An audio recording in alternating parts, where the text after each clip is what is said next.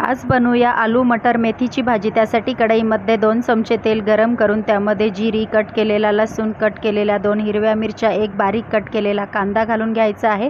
कांदा गुलाबी रंगाचा होईपर्यंत परतवून घ्यायचा आहे। त्यानंतर कट केलेले वाटाणे घालायचे आहेत, त्यांनाही थोडं परतवून घ्यायचं आहे। नंतर झाकण ठेवून 3 मिनिटं शिजवून घ्यायचं आहे, व्यवस्थित हलवून घ्यायचं आहे। त्यानंतर पाव चमचा हळदी पावडर घालायची आहे, 1 चमचा धना पावडर घालायची आहे, अर्धा चमचा लाल मिरची पावडर घालायची आहे, पाव चमचा गरम मसाला घालायचा आहे। मसाल्यांना देखील तेलावर परतवून घ्यायचं आहे। चवीनुसार 1 चमचा मीठ घालून व्यवस्थित मिक्स करायचं आहे।